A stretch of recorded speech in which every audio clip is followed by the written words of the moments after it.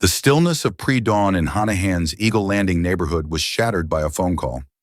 At 5 a.m. on June 5, 2020, emergency dispatchers received a breathless, panicked call from 37-year-old Matthew Speck. His voice was fractured, his breathing ragged as he reported a nightmare scenario. Two intruders had broken into his home, attacking him and his wife while they slept. He claimed he had been hurt. Patrol units, their sirens cutting through the morning dark, arrived at the upscale two-story home minutes later. Their immediate task was to secure a potential active crime scene, their training preparing them for violence, for chaos, for evidence of a forced entry. But the scene that greeted them was profoundly still. The house stood silent and dark. The front door was not just closed, it was locked, secured from the inside by both a deadbolt and an interior latch. A careful perimeter check revealed every window was intact, their frames sealed, the fine mesh screens undamaged. There were no scuff marks on door frames, no footprints in the soft earth of the flower beds beneath the windows, no shattered glass glittering on the walkway. The home presented not as a violated space, but as a fortress that had remained sealed. This was the first quiet contradiction to Matthew Speck's story of a violent invasion and a frantic escape by assailants. Officers made entry, their flashlights cutting beams through the dim foyer and living room. The interior deepened the mystery. The home was orderly, almost preternaturally calm. A woman's wallet sat openly on a side table, cash visible within. In the living room, expensive electronics, laptops, tablets, were plugged in and charging on a desk. Not a single drawer was pulled open. No cushions were overturned in a hasty search for valuables. It was the antithesis of a robbery. The only direction to go was up. Ascending the stairs, officers approached the master bedroom, the focus of the desperate 911 call. There, the serene order of the lower floor gave way to tragedy. On the bed, they found 33-year-old Caitlyn Speck, unresponsive. And on a rug at the foot of the bed, in a spot she frequently occupied, lay the family's golden Labrador retriever, Bailey May. Both were gone, and standing amidst this scene was Matthew Speck, blood on his clothing, fresh linear cuts visible on his forearms. His story was one of victimhood and chaos, but the house itself, from its locked doors to its untouched treasures, was beginning to tell a different, more complicated tale. To comprehend the violation of that morning, one must first understand the world that was destroyed. Caitlyn Speck, born in August 1986, was a designer who carved out a life of quiet, creative fulfillment from her home in Eagle Landing. This house was more than an asset. It was the centerpiece of her universe. Her career allowed her to work remotely, and she had poured her aesthetic vision and personal energy into transforming the space. In the months leading up to her death, she was actively planning a significant renovation, spending hours on design sketches, fabric samples, and material choices, excitedly discussing ideas with friends. Her life had a gentle, predictable rhythm built around the comfort of her home office and the companionship of her constant shadow, Bailey May. The Golden Lab was not just a pet, but a devoted friend and a fixture in Caitlyn's daily routine. Walks through the quiet neighborhood, afternoons napping on the bedroom rug while Caitlyn worked, a living, breathing piece of the sanctuary she had built. Friends and family described Caitlyn as invested, content, and forward-looking. Her conversations focused on home projects and future plans. There was no indication she was seeking to leave this life she had crafted. Her sketches remained on the table, her supplies were neatly stacked in the garage, and her days continued to revolve around the care and companionship of her dog. This context is critical, for it paints the portrait of a woman who felt secure within her own walls, a woman who was building a future within them. The apparent stability of her marriage, as perceived by outsiders, added to this facade of security. The couple owned property, engaged in shared home investments, and presented a united front to the world. Yet within this picture of domestic tranquility, a fault line had formed. Caitlyn had confided in her closest friends about a growing distance, a cooling in Matthew's demeanor, and his increasing absence from the home they shared. But even with this private concern, her actions remained anchored to the house and the life within it. She was not packing boxes or consulting divorce attorneys. She was picking out paint swatches. On the night of June 4th, Caitlyn Speck went to sleep in her sanctuary, with her dog at the foot of her bed, surrounded by the plans for a tomorrow she believed was assured. The profound normalcy of her last day makes the abnormal violence of that morning not just a crime, but a complete and utter betrayal of the safety she believed was inherent to her own home. The investigation's first and most formidable hurdle was the physical structure of the crime scene. Matthew Speck's account hinged on the premise that two armed strangers had entered, committed violence, and then fled into the breaking dawn. For this to be true, there needed to be a way in, and more importantly, a way out. Detectives and forensic technicians treated the house like a puzzle box, meticulously examining every potential portal. The front door, the most likely point of entry and exit, was secured by two separate mechanisms: a standard deadbolt, which requires a key to lock from the outside, and an interior thumb-turn latch, which can only be engaged by hand from inside the home. Both were found in the locked position when officers arrived. Every window on both floors was examined under bright lights. The panes were unbroken. The locking mechanisms were fully engaged. The screens covering each window were intact, with no tears, cuts, or pressure marks that would suggest someone had forced them open or crawled through them. The back door and a garage service door were similarly secured. The home was, in forensic terms, a sealed environment. This presented an irrefutable logical problem. If the intruders had fled before police arrival, as Matthew claimed, they could not have relocked the deadbolt from the outside without a key. They certainly could not have reached back inside to flip the interior latch. The only alternative was that they had exited through a window, leaving it open or broken behind them. But no such point of exit existed. The evidence pointed to an inescapable conclusion. At the time the 911 call was placed, and at the time police entered, no one had left that house since the violence occurred. The doors and windows testified to a silent fact that contradicted the spoken story. This meant the only people present during the critical period were Caitlyn, Matthew, and Bailey May. The intruders had not vanished into the neighborhood. According to the physical evidence, they had never existed. This forensic lockdown became the bedrock of the investigation, transforming the case from a manhunt for phantom assailants into a focused examination of the one person who was demonstrably inside the sealed capsule of the home: Matthew Speck himself. The house itself had become the first witness for the prosecution, its locked doors and sealed windows forming an unshakable testimony that no one else was there. In the aftermath, Matthew Speck was transported to a hospital where his injuries, superficial cuts on his forearms and abdomen, were treated. While the medical staff addressed his physical needs, detectives observed, and forensic experts later analyzed, the nature of these wounds with a critical eye. The official story was that these were defensive injuries, sustained in a desperate hand-to-hand struggle with a knife-wielding attacker. However, the visual evidence told a more nuanced story. The cuts were notably shallow with clean, defined edges. They ran parallel to each other in some areas, located on the ventral surfaces of his forearms and the front of his torso, all areas easily accessible to one's own hand. Crucially, they lacked the hallmarks of true defensive wounds. In a violent, dynamic knife fight, victims typically sustain jagged, deep, or torn lacerations, often on the palms, the backs of the hands, or the fingers, as they try to grab the blade or shield their face and vital organs. Matthew's hands were unscathed. Furthermore, the blood-stained patterns on the clothing he wore that night provided another layer of information. The distribution of blood was consistent, concentrated, and showed no signs of high-velocity impact spatter or the chaotic smearing that occurs during a protracted physical struggle. The patterns suggested the wounds were inflicted while the person was relatively stationary, perhaps even looking at what they were doing. Forensic pathologists use the term hesitation marks for such injuries. Superficial, tentative cuts often seen in self-inflicted cases, where the individual tests the pain or the tool before proceeding. The collective analysis from medical and forensic experts led them to a firm conclusion.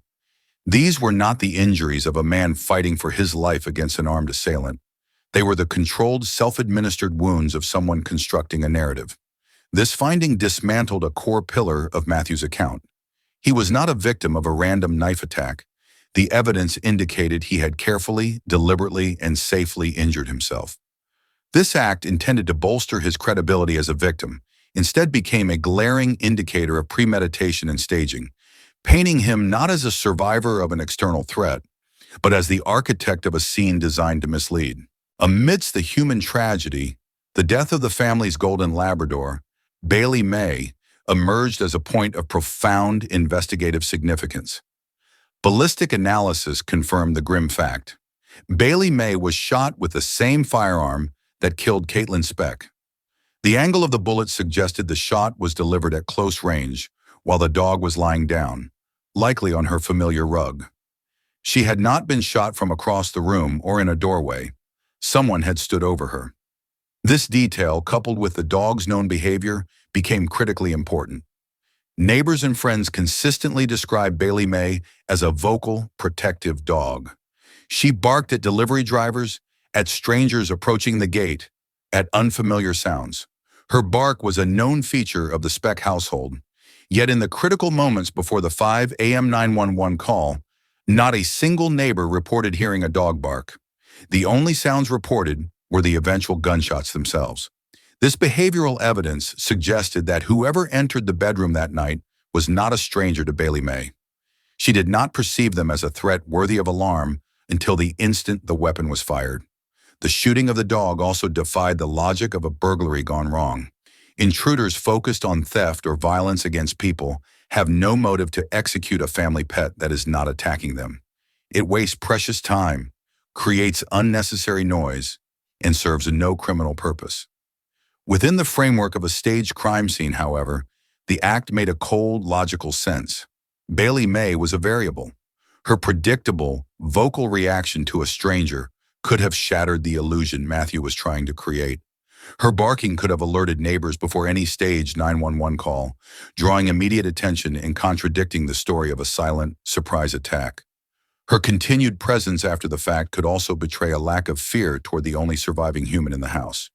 Her elimination was, therefore, a tactical step in scene staging, the removal of a living witness whose natural behavior would have exposed the lie. In this light, Bailey May's death was not a random act of cruelty by a burglar, but a calculated, deliberate act by someone who knew her, someone for whom her trust and silence were inconvenient elements to be ruthlessly erased.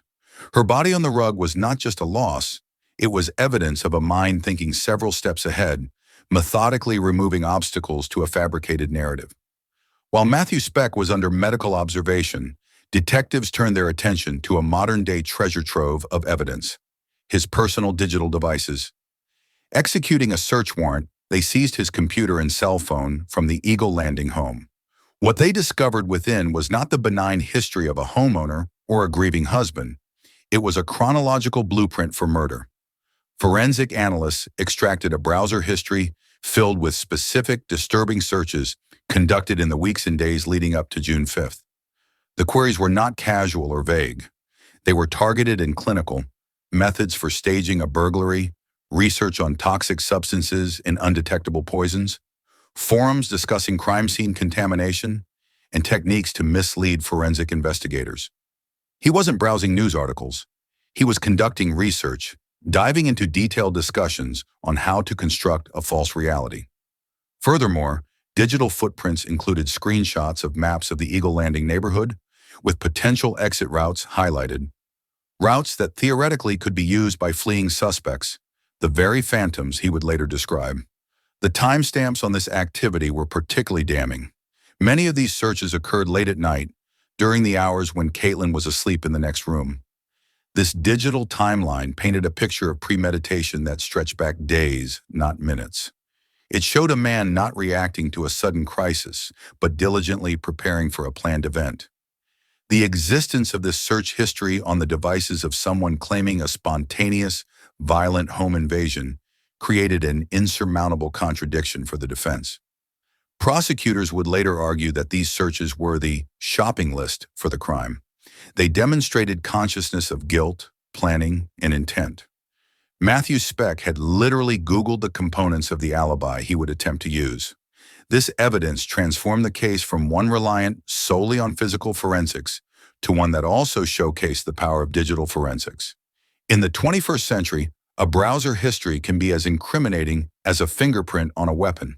It provided a window into Matthew's mind in the days before the murder, revealing not grief or shock, but calculation and preparation.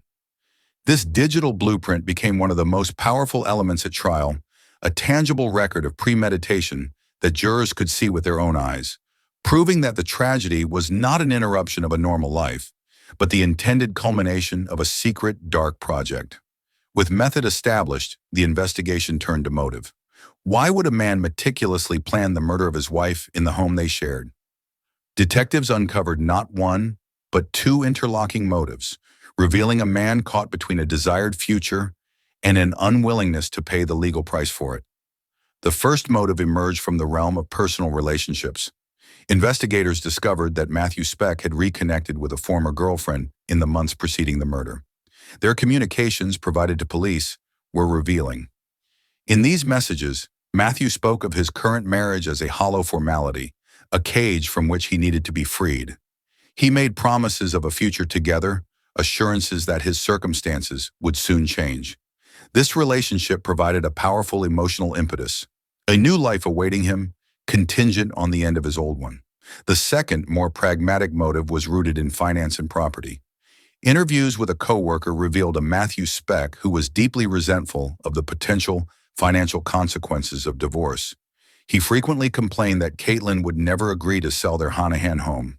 He expressed frustration at the prospect of protracted legal battles, asset division, alimony, and the loss of the property he valued.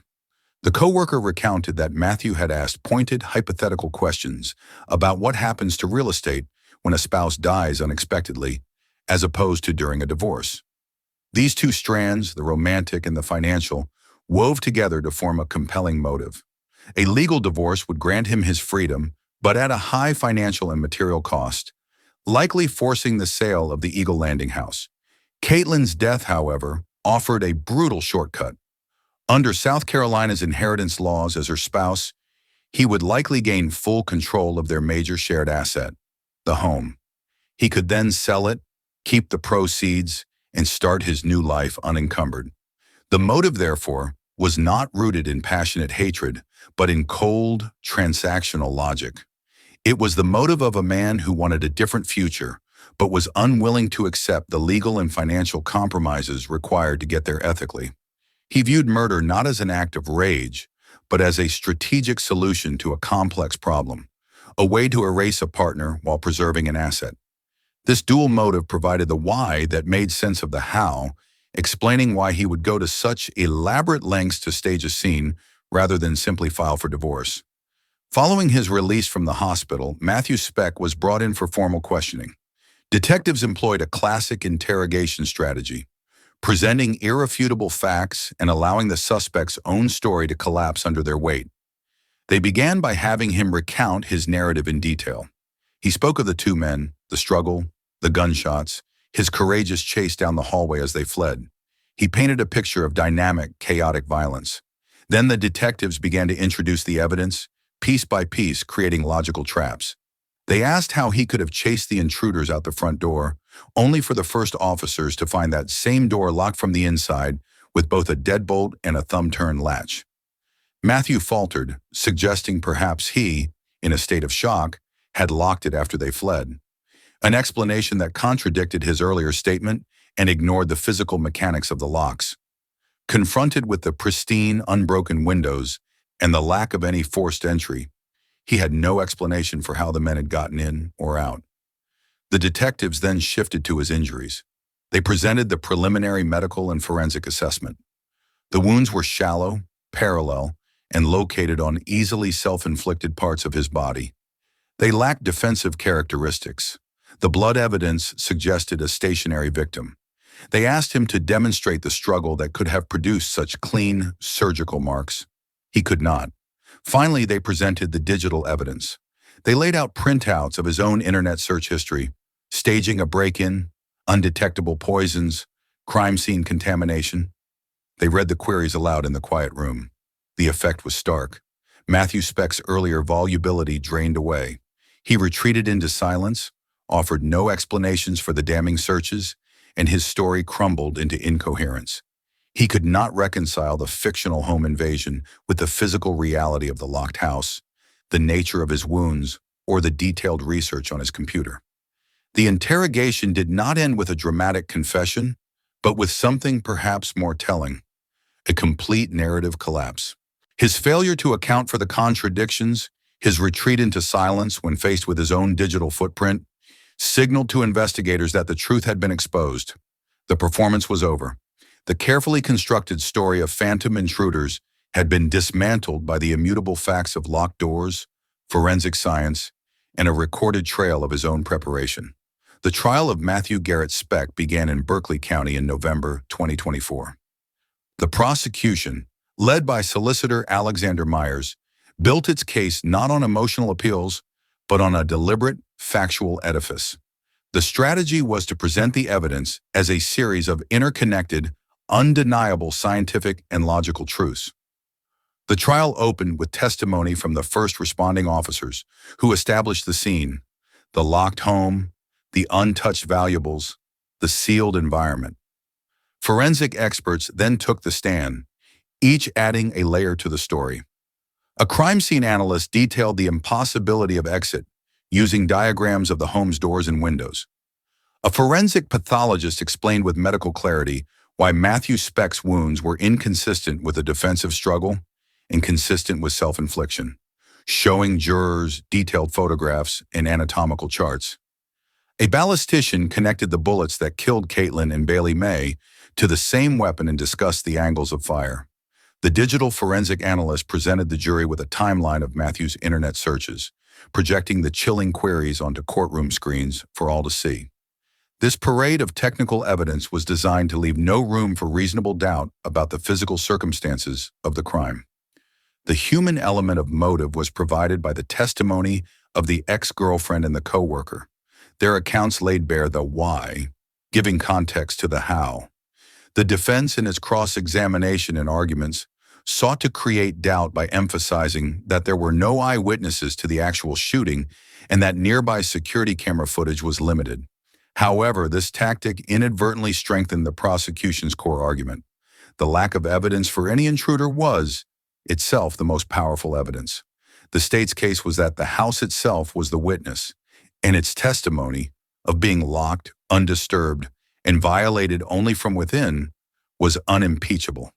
The trial was a methodical deconstruction of a lie using the tools of modern investigation. Each piece of evidence, the lock, the cut, the browser search, was a brick in a wall of fact that surrounded the defendant. The prosecution asked the jury to follow the evidence, not a story, and to see that all of it pointed in one singular, inescapable direction. After a succinct deliberation, the jury returned with a verdict. Matthew Garrett Speck was found guilty on all counts: the premeditated murder of Caitlyn Speck, cruelty to animals in the death of Bailey May, and the unlawful use of a firearm during the commission of a violent crime. The verdict was a formal, legal affirmation of what the evidence had loudly declared. At the sentencing hearing, Caitlyn's family delivered victim impact statements, speaking of her vibrant life, her kindness, and the void left by her absence and the loss of her devoted dog. Judge Deidre Jefferson then addressed the defendant. She underscored the calculated, manipulative nature of the crime: the planning, the staging, the attempt to deceive law enforcement in the court. She noted that taking a life was heinous, but doing so under the guise of victimhood and then attempting to shift blame onto imaginary assailants added a layer of profound contempt for justice. Consequently, she imposed the maximum sentence available: life in prison without the possibility of parole for the murder, with an additional consecutive 10-year sentence for the other charges, ensuring no pathway to early release under South Carolina law. Furthermore, under the state's Slayer statute, which prohibits a person from profiting from their crime, Matthew Speck was legally barred from inheriting any part of Caitlyn's estate. The Eagle Landing House, the very asset that had fueled his motive, was transferred to Caitlyn's rightful heirs. The final chapter of the case thus contained a profound irony: the home he killed to possess, he forever lost. Matthew Speck now resides in a South Carolina correctional facility, serving a sentence that will end only with his life. The story that began with a panicked 911 call in the dark ended not with a mystery, but with a resolution guided by facts. It stands as a somber reminder that physical evidence in digital footprints can form an irrefutable narrative, that a staged scene can be decoded, and that even in the quietest suburbs, truth has a way of asserting itself. One locked door, one browser query, one silent witness at a time. Caitlyn and Bailey May are remembered, and the justice served, while it cannot reverse the tragedy, ensures the man responsible will never again walk free.